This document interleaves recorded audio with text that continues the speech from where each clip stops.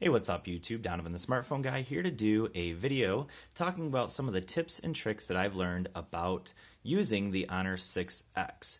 So the first one that I want to talk about is using the flashlight. So in my 72 hours later video, I mentioned that one of the things that I have a lot of trouble with is not having a flashlight on this phone. Well, it turns out that a whole bunch of people commented on that video showing me how to use it. So I'm going to show you real quick how to access the flashlight. So first way you can do it is like this. So if you just turn it on without using the fingerprint sensor, it'll bring you up to the lock screen. You can pull up here and you have some options here for going into the camera, and there it is, the flashlight. Hey, that's nice. Or the torch or whatever you want to call it. You got calculator, and then also what is that, voice recorder? Yes, voice recorder. Okay, haven't used that one. So that's the first trick. So I'm going to go back into the phone. The second thing, or the second way you can access that flashlight, and this was a little bit of this was kind of a really awesome trick that I probably should have known as somebody who reviews a huge number of phones.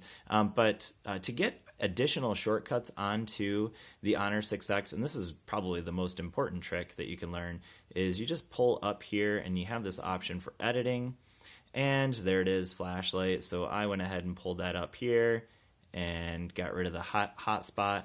And then we have a few other ones down here. So I like GPS. I don't ever use airplane mode on my phones ever.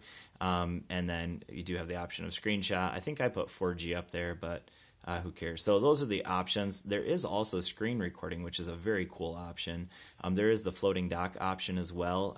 So that's another trick that I'm actually going to go over. So let's actually go ahead and do that one real quick right now. So what the floating dock does is it gives you the option, and there it is. So there's my floating dock. So the floating dock gives you some of those options for the back, home, and recent apps buttons. So if I click that one, it's going to give me my recent apps, so there aren't any recent apps. But that's a nice option. You can move it around on the screen. So that's for one-handed usability. Obviously, typically, if you're using it one-handed, you can probably reach those anyways, but if for some reason you needed those are available with that floating dock as well. So I'm going to go ahead and go in there and shut that one off now. So again, pull up here, go to edit, and there it is, floating dock. But again, you can just adjust those any way you want by just long pressing and pulling them up there. Really nice feature, and something that I kind of wish I would have known when I first got the phone. Let's talk next about another feature that I think is really important to know, and that is the camera. So one of the huge selling points of this camera is the fact that it has that really cool fading effect. Background almost gives it like a DSLR look when you're taking pictures. So I'm going to go ahead and take a picture of the box of the phone and just show you real quick how to access that feature. So it's pretty simple. You just come right in here. This is going to give you that double aperture, so you're getting using both cameras now. You're getting the 12 megapixel and the 2 megapixel camera shot, and you can get that depth of field look to it and fading out a lot of that background. So I'm going to go ahead and take a picture here. All right, and then from there, you're going to go into the gallery, and to adjust what your aperture looks like, you're going to select here, and then you're going to select a focal point. So we'll go ahead, go right here, and then you can adjust the aperture here.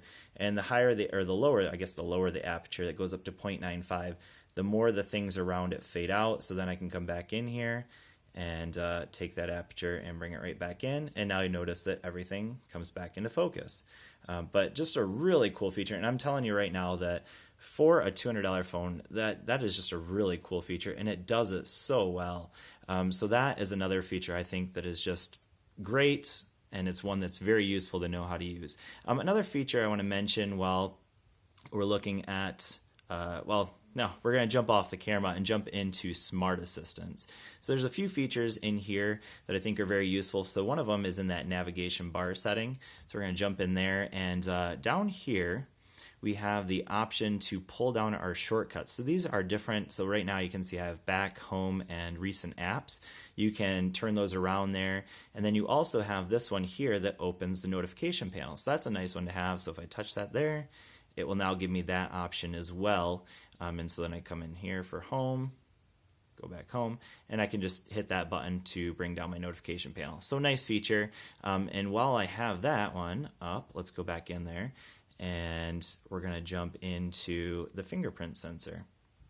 So the fingerprint sensor also gives you that option. So down here we have some options. So one of them is to take photos and videos. So if I select that one and come in here, go into my camera, I can now use my fingerprint sensor, which look at that. If I try to use the fingerprint sensor, I get in the way. So I have to come way around here and use that. So it's actually not the most useful feature just because of where the cameras and the fingerprint sensors are located so close together. You're probably not going to use that very often because you'll probably end up blocking your shot if you try to use that one. So that one is available, but probably for me not as useful as some of the other features that are in there.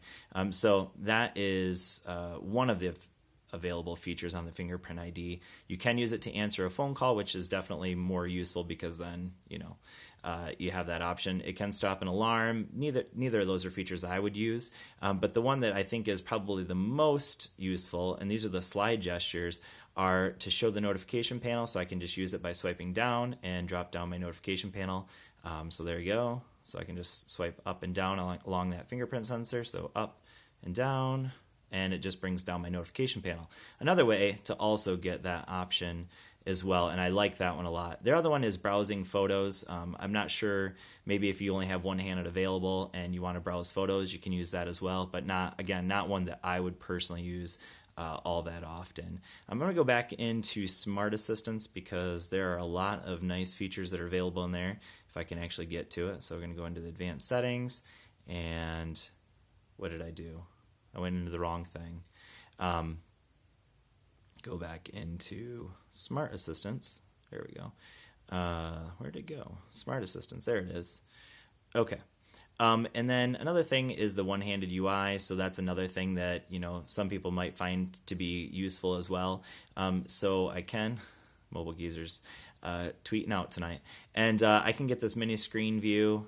So the way that you access that feature is by sliding across the so if I need one-handed usability, so I can slide across here and it gives me this one-handed usability. So now I can access it easily with one thumb, where this is a 5.5 inch screen, so one-handed usability is there. It's just not, you're gonna have to kind of adjust it in your hand if it's the full screen. So in order to go back, I'm just going to slide back across, and now it's back into full screen. So another useful feature, if you find yourself with only one hand available. So anyways, that's just a few tips and tricks available on the Honor 6X. If there's anything else that I might have missed that you think is very useful on this phone, let me know down in the comment section, because I always like to know the different features that are hidden within a phone. But those are just some of them that I've found to be very useful and helpful. So thanks for watching. I hope this has been helpful for you. And as always, I will see you all in the next video. Peace.